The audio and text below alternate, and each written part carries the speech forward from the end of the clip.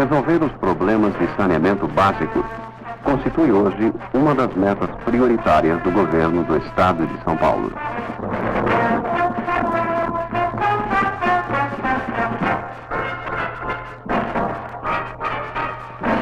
Para combater a poluição dos rios, São Paulo necessitava de um sistema de interceptores de esgotos e de estações de tratamento.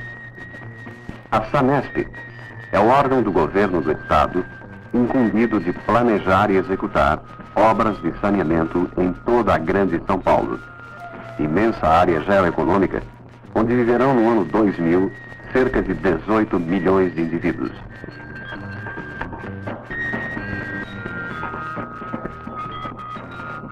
Obras como esta moderna estação de tratamento de esgotos garantirão ao povo de São Paulo, dentro de muito pouco tempo, uma acentuada melhoria em suas condições sanitárias.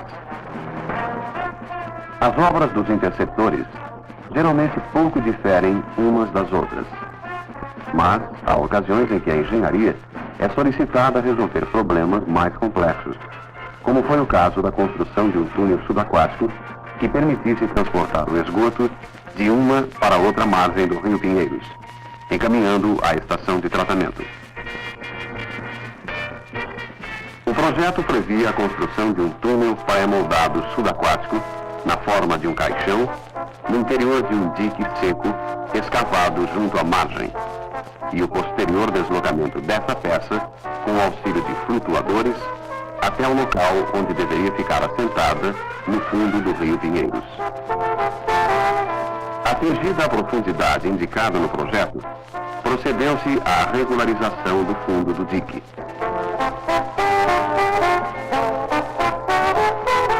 Regularizado o fundo, colocou-se um lastro de pedra britada com 10 centímetros de espessura. Escavaram-se canaletas laterais para conduzir a água remanescente, não esgotada pelo rebaixamento do lençol freático, até o crivo das bombas de esgotamento.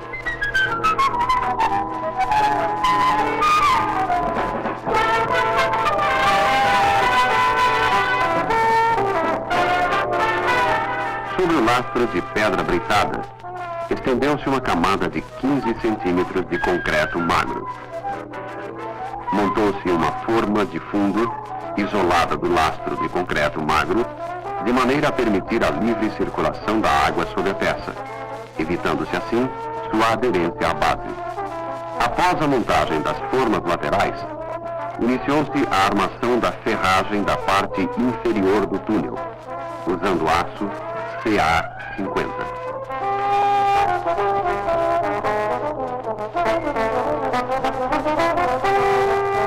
O projeto estipulava que o túnel subaquático pré-moldado teria 2 apoios, nos quais houve uma concentração de ferragem.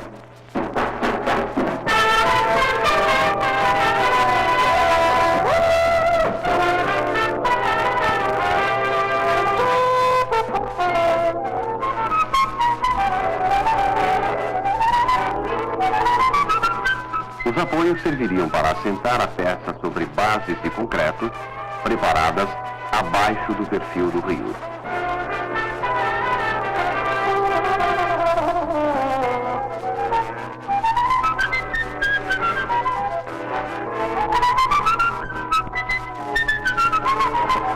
Ao mesmo tempo em que se construía no dique seco o túnel pré-moldado, preparavam-se nas duas margens do Rio Pinheiros as caixas de ligação com os interceptores.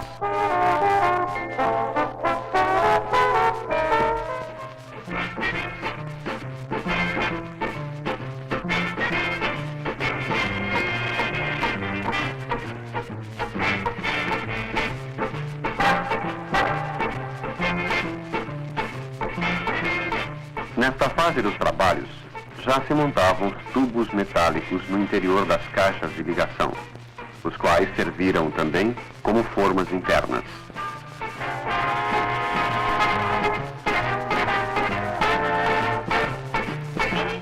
Depois de concretado o fundo do túnel pré-moldado, montaram-se as formas laterais.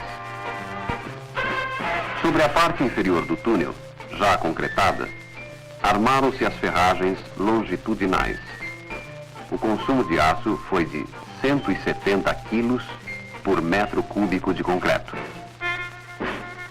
Para evitar a superposição das extremidades das barras de aço, estas foram soldadas de topo. A ferragem longitudinal ficou com o mesmo comprimento do túnel subaquático pré-moldado, 51 metros. As medidas externas da secção transversal são 2 metros de altura por 5 de largura. O peso total do túnel pré-moldado é de 600 toneladas. Sobre o fundo de concreto armado e entre as ferragens longitudinais, colocaram-se 3 linhas de tubos metálicos com 1 metro e 40 centímetros de diâmetro, destinados a conduzir os esgotos. Cada tubo media 6 metros de comprimento. Os 30 tubos metálicos foram depois soldados no próprio local, sendo o trabalho realizado na face interna.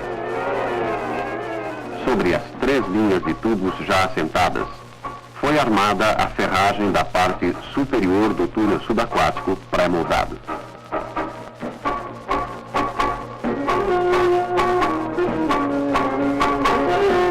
Enquanto se preparava o túnel pré-moldado, realizavam-se os trabalhos de cravação das camisas de aço, destinadas a permitir a concretagem das bases.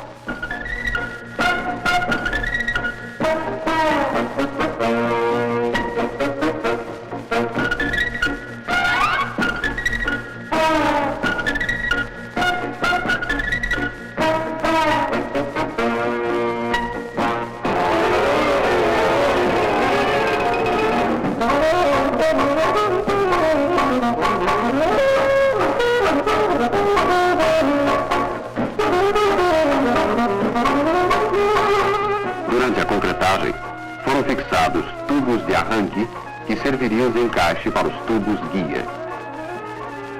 Placas de neoprene constituiriam apoios para o túnel pré-moldado.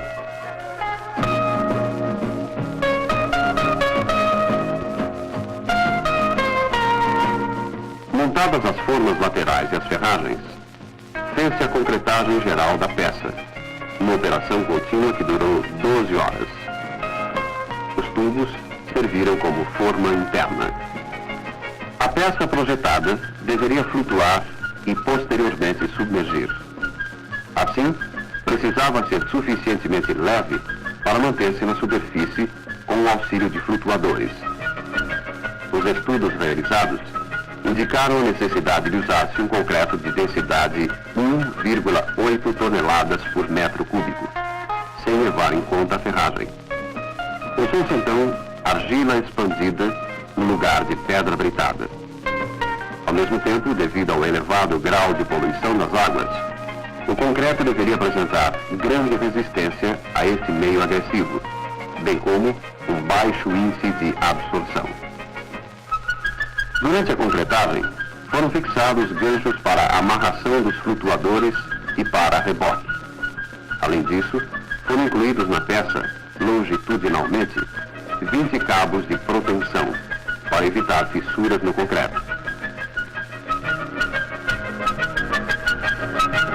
Retiradas as formas, surgiu a peça, com concreto envolvendo as 3 linhas de tubos metálicos.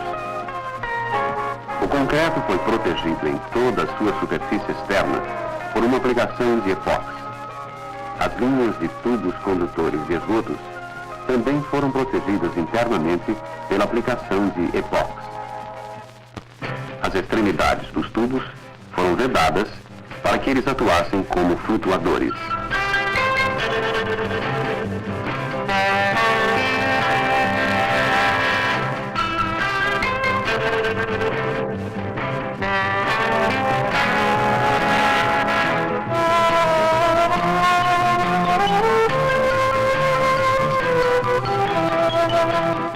Flutuadores metálicos, com diâmetro de 1 metro e 40 centímetros, foram fixados na peça por meio de cintas.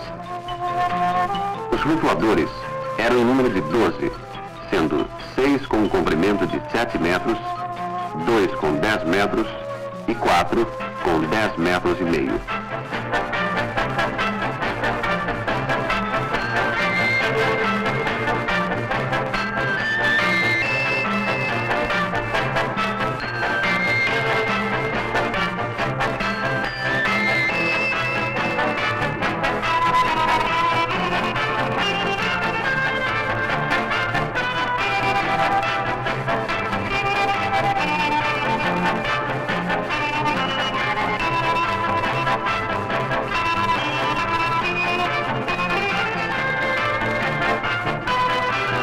Nas extremidades do túnel subaquático pré-moldado, foram colocados flutuadores auxiliares, somente para os testes de flutuação da peça.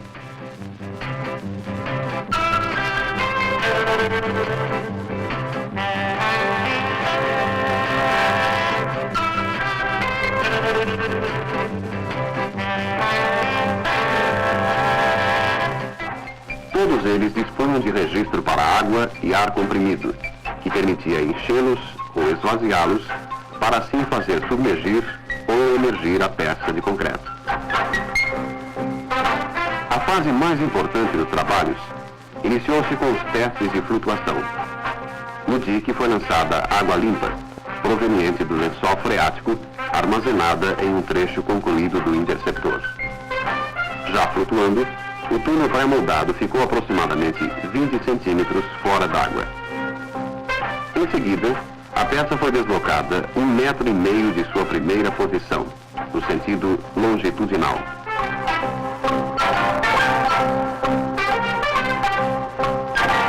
Concluídos os testes de flutuação, esgotou-se a água do dique. A peça deslocada assentou sobre o fundo, e os seus apoios garantiram espaço suficiente para a inspeção e impermeabilização da face inferior.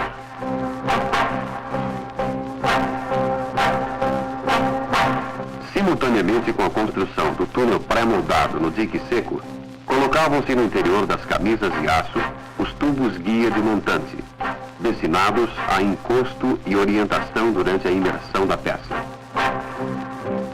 Os tubos guia foram encaixados em tubos de arranque, de menor diâmetro, colocados durante a concretagem das bases.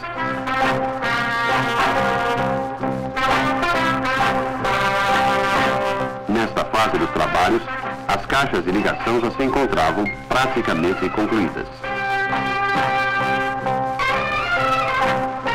A dragagem do leito do rio, no local onde seria submerso o túnel pré-moldado, realizou-se enquanto se faziam os testes de flutuação. Um canal de 4 metros de profundidade foi aberto no fundo do rio, de uma margem à outra. As camisas de aço foram conservadas durante os trabalhos de dragagem, com o objetivo de proteger os tubos guia e as respectivas fundações.